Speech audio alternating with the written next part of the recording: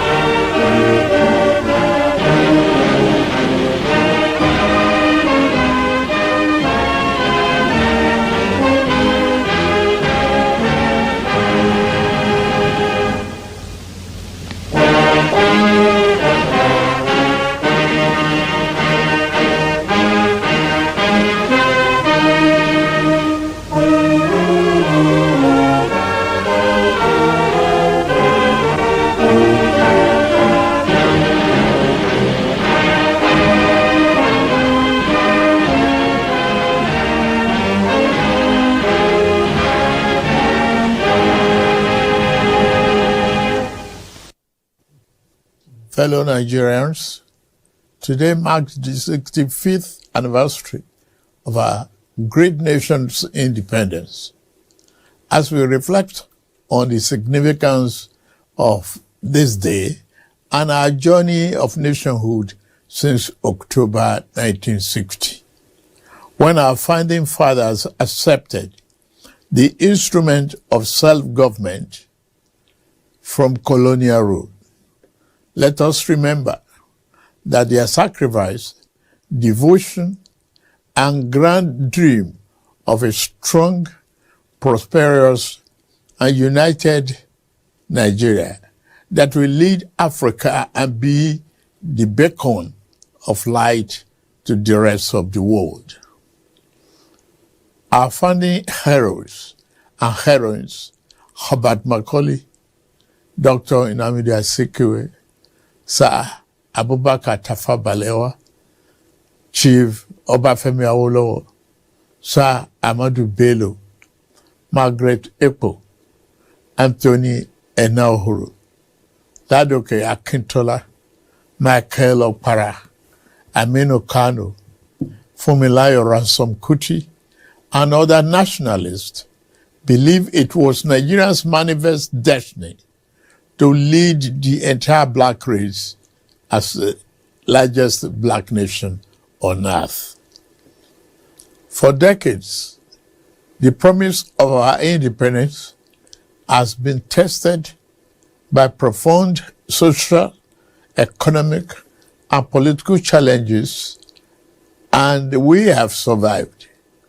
While we may not have achieved all the lofty dreams of our forebearers, we have not strayed too far from them. In 65 years since our independence, we have made tremendous progress in economic growth, social cohesion, and physical development. Our economy has experienced significant growth since 1960. Although it is much easier for those whose vocation is to focus solely on what ought to be, we must recognize and celebrate our significant progress.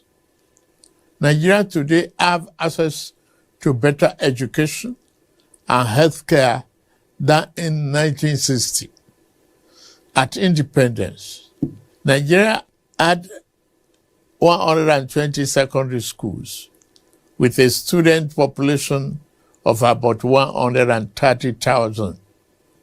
Available data indicate that as of year 2024, there were more than 23,000 secondary schools in our country.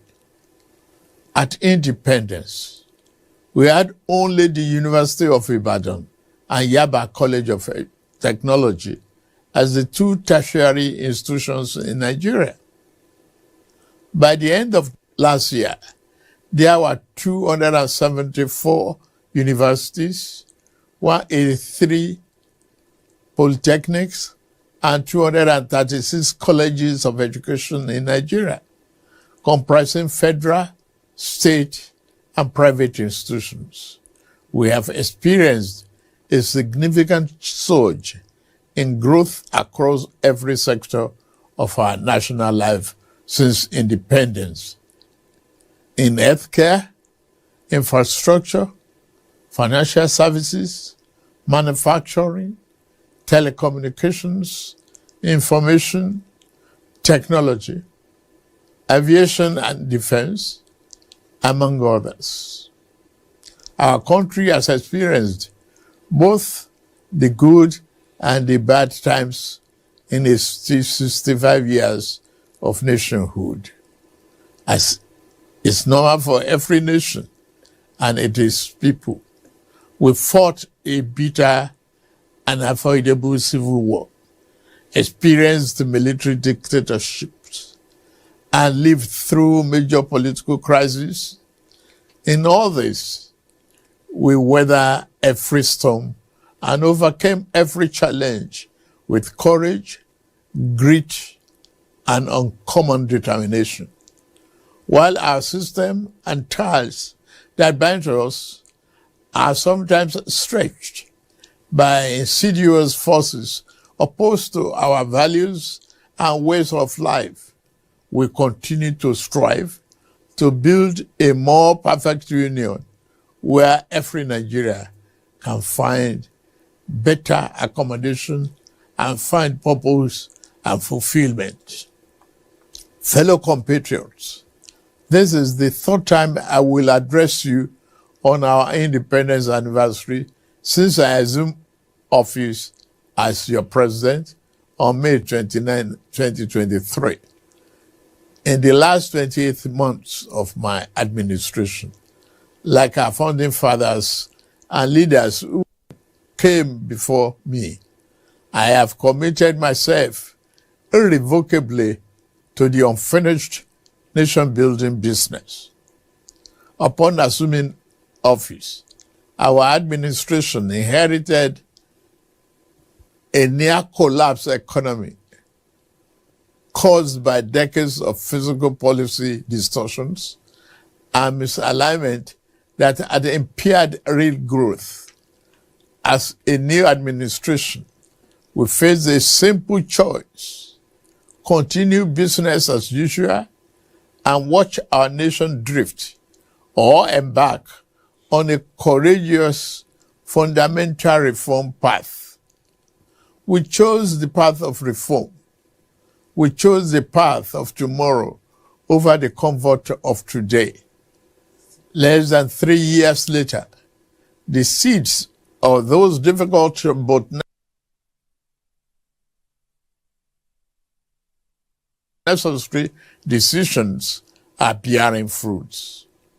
In resetting our country for sustainable growth, we ended the corrupt fuel subsidy and multiple foreign exchange rates that created massive incentive for a rentier economy, benefiting only a tiny minority. At the same time, the masses received little or nothing from our commonwealth. Our administration has redirected the economy towards a more inclusive path, channeling money to fund education, healthcare, national security, agriculture, and political economic infrastructure, such as roads, power, broadband, and social investment programs. These initiatives will generally improve Nigerians' quality of life. As a result of the tough decisions we made, the federal and state government, including local government, now have more money to take care of the people at the lower level of the ladder. to address our development challenges. Fellow Nigerians, we are racing against time. We must build the road we need, repair the ones that have become descriptive, and construct the schools our children will attend and the hospitals that will care for our people. We have to plan for the generations that will come after us. We do not have enough electricity to power our industries and homes today, or the resources to repair our deteriorating roads, building seaports, railroads, and international airports comparable to the best in the world, because we failed to make the necessary investment decades ago. Our administration is setting things right now. I'm pleased to report that we have finally turned the corner. The worst is over, I say. Yesterday's pains are giving way to relief. I salute your endurance, support, and understanding. I will continue to work for you and justify the confidence you repose in me to steer the ship of our nation to a safer harbor. Under our leadership, our economy is recovering fast, and the reforms we started over 2 years ago are delivering tangible results. The second quarter 2025 gross domestic product grew by 4.23%. That's Nigeria's fastest pace in 4 years, and outpaced the 3.4% projected by the International Monetary Fund. Inflation declined to 20.12% in August 2025, the lowest level in 3 years.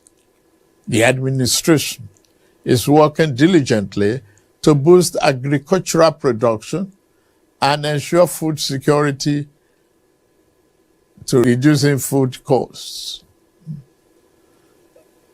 In the last 2 years of our administration, we've achieved 12 remarkable economic milestones as a result of the implementation of our sound fiscal and monetary policies. We have attained a record-breaking increase in non-oil revenue, achieving 2025 target by August with over 20 trillion naira. In September 2025 alone, we raised 3.65 trillion. That is 411% higher than the amount raised in May year 2023. We have restored physical health. Our debt service to revenue ratio has been significantly reduced from 97% to below 50%. We have paid down the infamous ways and means advances that threaten our economic stability and triggered inflation. Following the removal of the corrupt petroleum subsidy, we have freed up trillions of naira for targeted investment in the real economy and social programs for the most vulnerable, as well as all tiers of government. We have a stronger foreign reserve position today than 3 years ago. Our external reserves increased to 42.03 billion this September, the highest since 2019. Our tax to GDP ratio has risen to 13.5% from less than 10%. The ratio is expected to increase further when new tax law takes effect in January. The tax law is not about increasing the burden on existing taxpayers, but about expanding the base to build the Nigeria we deserve and providing tax relief to low-income earners. We are now a net exporter. Nigeria has recorded a trade surplus for 5 consecutive quarters. We are now selling more to the world than we are buying, a fundamental shift that strengthens our currency and creates jobs at home. Nigeria's trade surplus increased by 44.3% in the second quarter of year 2025 to 7.46 trillion. That is $4.74 billion, the largest in about 3 years. Goods manufactured in Nigeria and exported jumped by 173%. Non-oil export as a component of our export trade now represents 48% compared to oil exports, which account for 52%. This signals that we are diversifying our economy and foreign exchange sources outside oil and gas. Our oil production rebounded to 1.68 million barrels per day from barely 1 million in May 2023. The increase occurred due to improved security, new investments, and better stakeholder management in Niger Delta. Furthermore, the country has made notable advances by refining PMS domestically for the first time in 4 decades. It has also established itself as the continent's leading exporter of aviation fuel. The Naira has stabilized from the turbulence and volatility witnessed in 2023 and 2024. The gap between the official rate and the unofficial market has reduced substantially following FX reforms and fresh capital and remittance inflows. The multiple exchange rates, which fostered corruption and arbitrage, are now part of history. Additionally, our currency rate against the dollar is no longer determined by the fluctuation in crude oil prices. Under the Social Investment Program, to support poor households and vulnerable Nigerians, 330 billion has been disbursed to 8 million households, many of whom have received either 1 or 2 out of 3 tranches of the 25,000 naira each. Coal mining recovered dramatically from a 22% decline in quarter 1 to 57.5% growth in second quarter of 2025, becoming one of the Nigeria's fastest growing sectors. The solid mineral sector is now pivotal in our economy, encouraging value-added production of minerals extracted from our soil. The administration is expanding transport infrastructure across the country, covering rail, road, airports, seaports. Rail and water transport grew by over 40% and 27% respectively. The 284-kilometer Kano-Katsina-Maradi standard gauge rail project and the Kaduna-Kano rail line are nearing completion, Work is progressing well on Legacy Lagos-Calabar Coastal Highway and Sokoto-Badagry Highway. The Federal Executive Council recently approved $3 billion to complete the Eastern Railway project. The world is taking notice of our efforts. Sovereign credit rating agencies have upgraded our outlook for Nigeria, recognizing our improved economic fundamentals. Our stock market is experiencing an unprecedented boom, rising from all-share index of 55,000 points in May 2003 to 142,000 points as of September 26, 2025. At its last MPC meeting, the central bank slashed interest rate for the first time in 5 years, expressing confidence in our country's macroeconomic stability. On security, we are working diligently to enhance national security, ensuring our economic experiences improved growth and performance. The officers and men of our armed forces and other security agencies are working tirelessly and making significant sacrifices to keep us safe. They are winning the war against terrorism, banditry, and other violent crimes.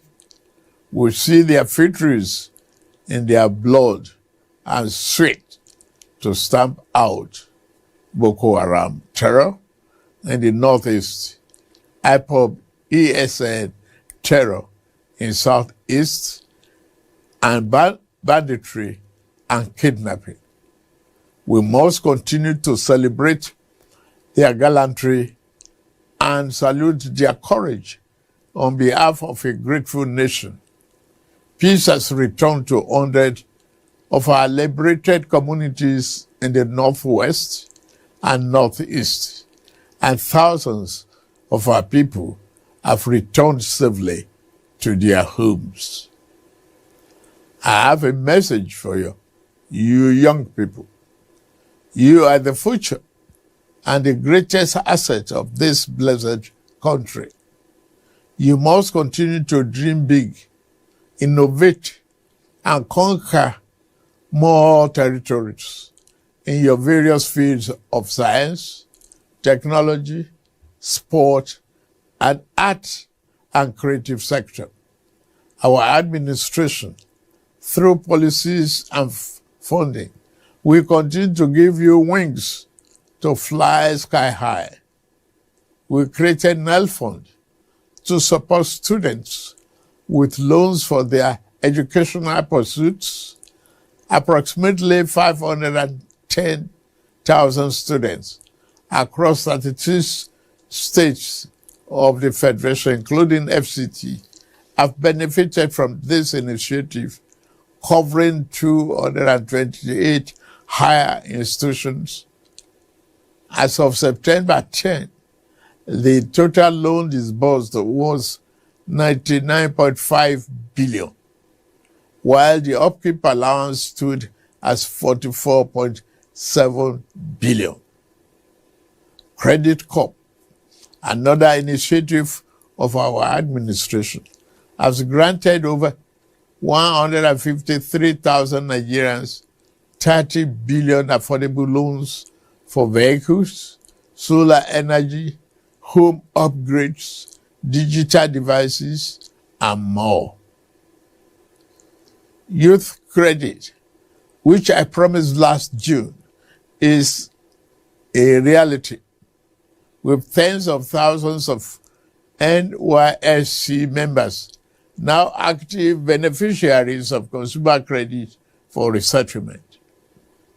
Under our Renew Hope agenda, we promise to build a Nigeria where every young person, regardless of background, has an equitable opportunity to access a better future. Thus, the investment in digital and creative enterprise, IDICE program, the Bank of Industry, is driving the program in collaboration with the African Development Bank, the French Development Agency, and the Islamic Development Bank.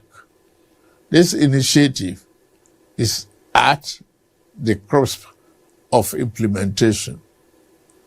Our last 2 years, we have collaborated with our partners to launch the program, supporting our young builders and dreamers in the technology and creative sectors.